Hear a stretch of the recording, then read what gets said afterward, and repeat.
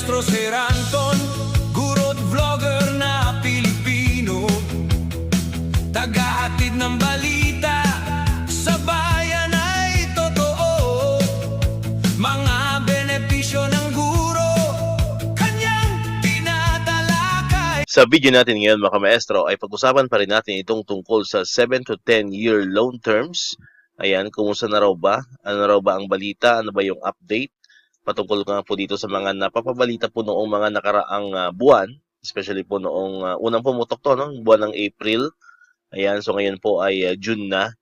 Ayan, meron bang mga PLI na ipinapatupad na raw ba itong 7 to 10 years na ito na loan terms? Ayan, so yan po yung mga madalas pong naitatanong ng ating mga kamaestro, ano po, based po sa pag-check po natin sa iba't ibang mga posts sa social media, hindi lang po sa akin, no? Kahit sa ibang mga teacher vlogger din po, ano, yung nakikita pa rin po natin yung mga tanong na yan, kung kumusta na raw ba, ano, mayroon na bang guidelines, ano po, from the BSP, ayan. Pero bago natin pag-usapan yan, ano, kumusta po ang lahat ng mga kamaestro natin dyan? Kumusta po ang day 1 ng ating Brigada Eskwela? Ayan, marami bang tumulong sa inyo mga kamaestro?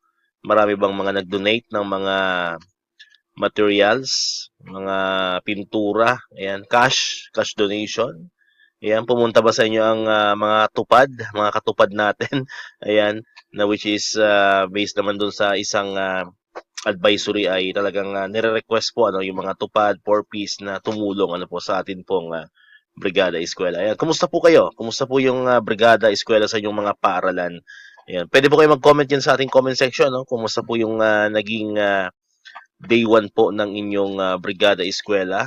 Ayan, kung may mga tumulong, ayan, kung may mga nag-donate, ayan, free po kayo mag-comment po dyan sa atin pong comment section para malaman natin kung talaga bang nauuso pa rin ang bayanihan, ano po, bayanihan sa paaralan tuwing Brigada Eskwela at kung talagang nakasupport pa rin ang community, ano po, sa atin pong Brigada Eskwela. Ayan, so comment down below sa atin pong comment section. Ayan, so balikin po natin itong usapin natin dito sa video na ito.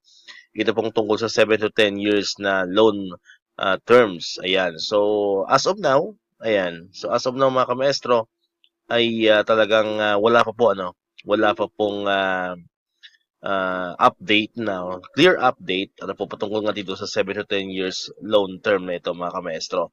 Ayan, so, katulad pa rin ng dati, based po sa mga nababasa po natin sa ating mga source, mga legit na mga source.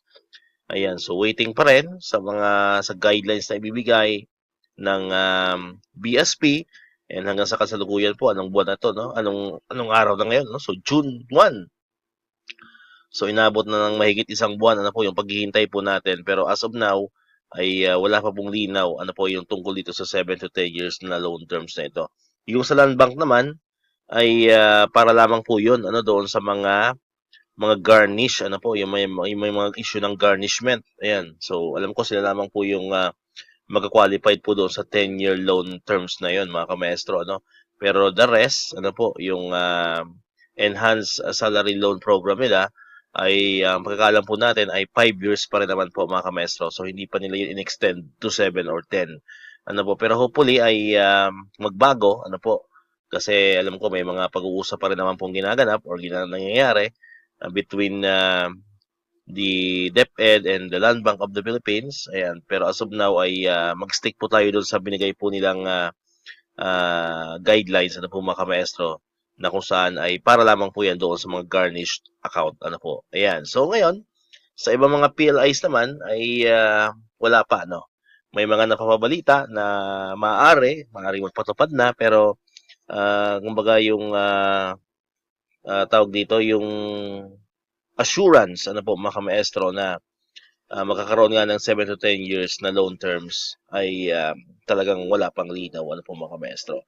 So yan, so sana po yung mga nagtatanong sa atin, yung mga nagko-comment diyan, yun po no, yun po yung maibibigay po nating update, wala pa po talaga ano po mga kamaestro. So pero hindi pa naman natin sinasara, no? Hindi pa naman nila sinasara na talagang totally wala na. Ayan. So abang-abang pa rin tayo. Ayan. So ang mahalaga po ay ito, sama-sama pa rin tayo sa pagbubukas ng school year 2026-2027. And syempre may parating pa tayo, ano, yung atin pong teaching allowance na nakakalaga po ng 10,000 pesos. Ayan, so yun po yung isa sa mga inaasahan pa rin natin ng mga blessing na darating. And after niyan, medyo matagal-tagal na, no? Ang susunod po niyan ay parang mid-year bonus na. Mayroon pa, no? Yung World Teachers Day Incentive na kung saan ay 1,000, no? Hindi pa naman po approve yung 3,000, hindi pa po yan pirmado ng Pangulo. So, as of now ay stick pa rin tayo sa 1,000 pesos. And hopefully po ay maihabol, ano?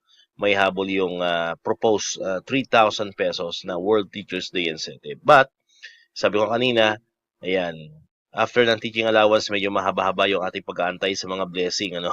Kaya dapat talaga ay magtipid-tipid tayo. Ayan, talagang ano naman tayo, no? Kailangan ay mabudget natin ng maayos yung ating mga kaperahan, ayan, sapagkat wala pa naman tayong salary increase na parating, mga ganon, di ba? Ayan, so, yun. Wala pa naman, ano, no, yung PBB, may mga nagtatanong din sa atin tungkol sa PBB, pero wala rin pong balita, no? Wala rin po tayong balita, wala rin po tayong updates kung meron na bang papalit sa PBB, ano? Kasi dapat mga ganitong buwan ay nag-aantay na tayo, no, ng ating performance-based bonus, pero ngayon po ay wala pa, no. Alright, so comment down below lang, ano ba ang saloobin ninyo? Yan, tungkol sa brigada, eskwela, and tungkol dito sa issue po na tinalakay po natin about sa 7 to 10 years na loan terms. Ayan, so, ayan, comment down below. Ayan, free naman po kayo mag-comment po dyan sa atin pong comment section. Alright, so dito ko natapusin itong ating video ngayon mga kamaestro. Kung hindi ka pa nakakapag-subscribe, click mo na ang subscribe button dyan para ikaw yung unang nakapanood ng mga videos na na-upload natin. Katulad ito, yung mga updates pa rin about sa DepEd, sa mga benefits ng mga teachers and government employees. And syempre, click mo na rin ang notification bell button para man-notify ka, always update ka pag may mga bago tayong uploaded na videos. So muli, maraming salamat sa inyong panonood at pakikinig. Once again, El Maestro, see you on my next vlog. Bye-bye!